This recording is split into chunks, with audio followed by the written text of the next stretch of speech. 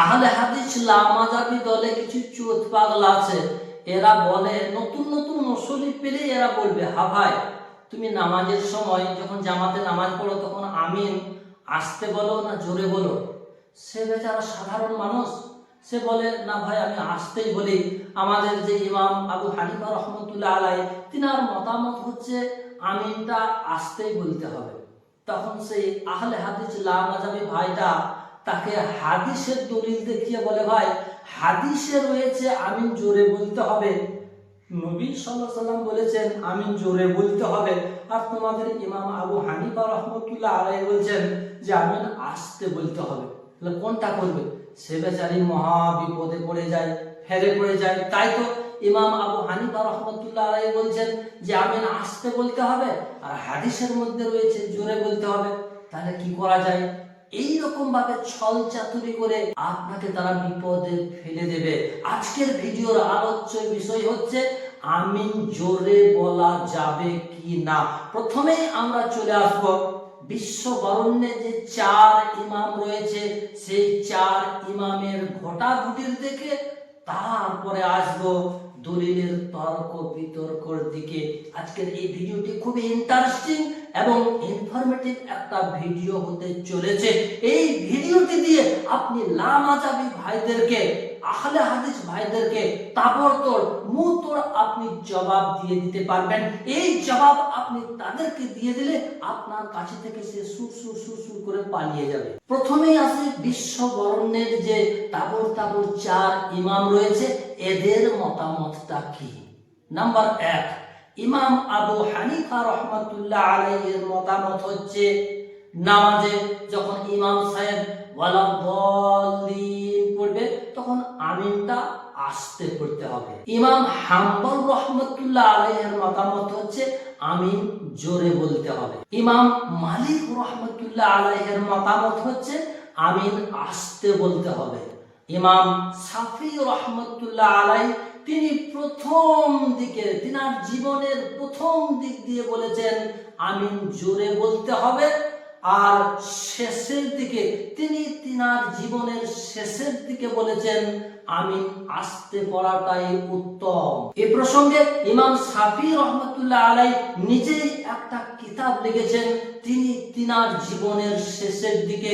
কিতাবটির নাম হচ্ছে কিতাবুল উম্ম। কিতাবটি হচ্ছে টোটাল 9 খণ্ডের। খণ্ড নম্বর 1, পৃষ্ঠা নম্বর 214। এই 214 পৃষ্ঠায় ইমাম শাফি রহমাতুল্লাহ আলাইহি লিখেছেন যে ইমাম আমিন জোরে বলবে আর মুক্তাদিরা জোরে আমিন বলবে, এটা আমি পছন্দ করি না। তাহলে এই যে চারজন ইমাম, এই চারজন ইমামের মধ্য থেকে নাম্বার 1 ইমাম আবু হানিফা রহমাতুল্লাহ আলাইহিকে আমরা পেলাম আস্তে আমিন বলার পক্ষে।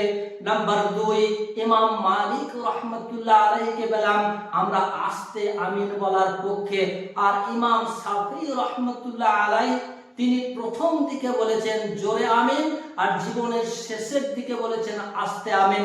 তাহলে হাফ আমরা নিচ্ছি আর হাফ তোমরা নিয়ে নাও। তাহলে আমাদের পক্ষে ইমাম দাঁড়ালো 2.5 জন আর তোমাদের পক্ষে ইমাম দাঁড়ালো 1.5 জন। তাহলে ভোটাভুটির দিক দিয়ে আমরা কিন্তু জিতে গেলাম। এবার আসি দলিলের দিকে, সামান্য একটু তর্কে, তারপর হাদিসের দিকে আগিয়ে যাব। তিনারা তো এক এক দলের ইমাম, কিন্তু লামাযাবি আহলে হাদিস তোমরা তো ইমাম মানো না, তোমাদের ডায়লগ হচ্ছে কোরআন এবং সহিহ হাদিস।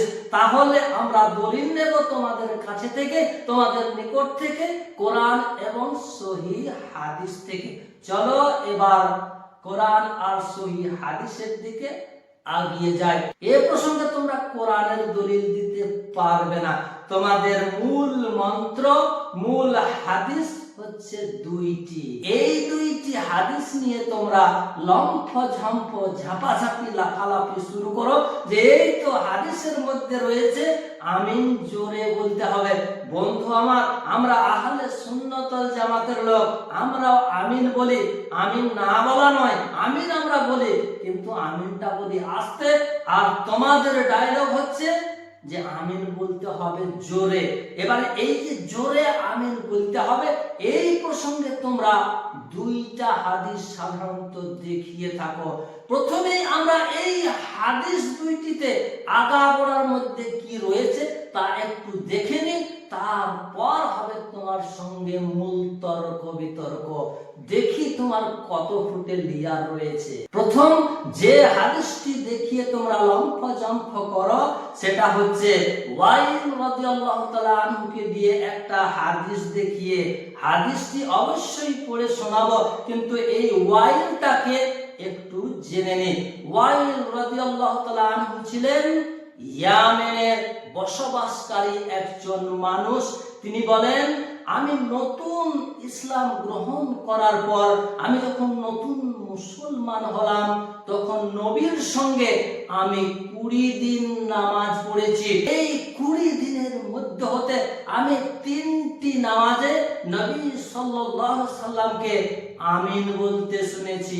এই 3টি নামাজে নবীজি সাল্লাল্লাহু আলাইহি ওয়াসাল্লাম আমিন জোরে বলেছেন, আর সেটি আমার মতো একজন নব মুসলমানকে শিক্ষা দেওয়ার জন্য।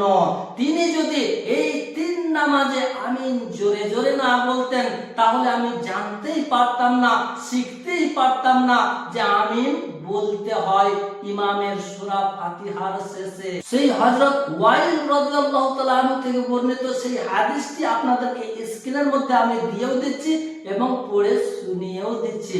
হাদিসটি হচ্ছে হযরত ওয়াইল বিন হুজর রাদিয়াল্লাহু তাআলা আনহু বলেন, আমি আল্লাহর রাসূল সাল্লাল্লাহু আলাইহি সাল্লামকে দেখলাম, তিনি নামাজ আরম্ভ করলেন, অতঃপর সূরা ফাতিহা পড়া সমাপ্ত করে বললেন আমিন। আমি 3 ওয়াক্ত নামাজে মোট 3 বার বলতে শুনেছি। এবার আসি দ্বিতীয় হাদিসে। এই হাদিসটাকে নিয়েও তোমরা লম্ফঝম্প করো, কিন্তু হাদিসের মধ্যে কি রয়েছে হাদিসটি পড়লে তোমাদের মিথ্যাচারিতা ধরা পড়ে যাবে।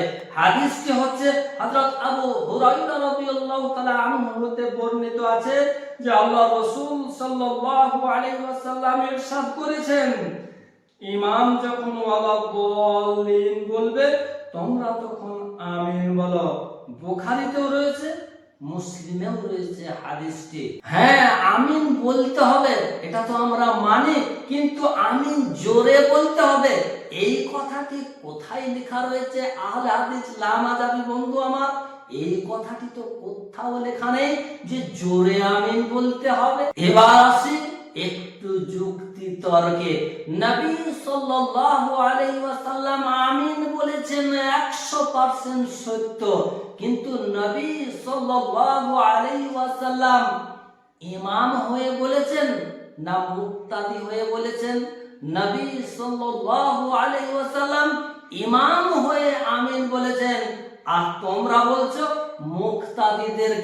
মুক্তাদিদেরকে জোরে আমিন পড়তে হবে। এটা আপনার পাছাতে বাড়ি মারলে কোথাও থেকে তুমি দেখাতে পারবে না। নিয়ে এসো এরকম দলিল তোমার বুকে দম থাকলে। এবার আসি কোরআনের দিকে।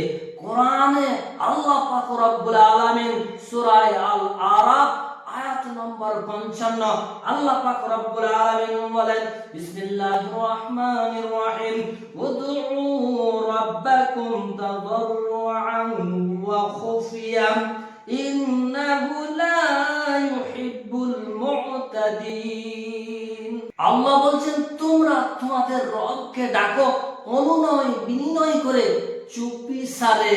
আমিনটা হচ্ছে দোয়া, আর এই দোয়া প্রসঙ্গে আল্লাহ পাক রব্বুল আলামিন সূরা আল আরাফের 55 নম্বর আয়াতে বলে দিয়েছেন যে দোয়াটা নিম্ন স্বরে আস্তে আস্তে করতে হবে। আর এজন্যই আমরা ইমামের পিছনে আমিনটা আস্তে আস্তে বলে থাকি।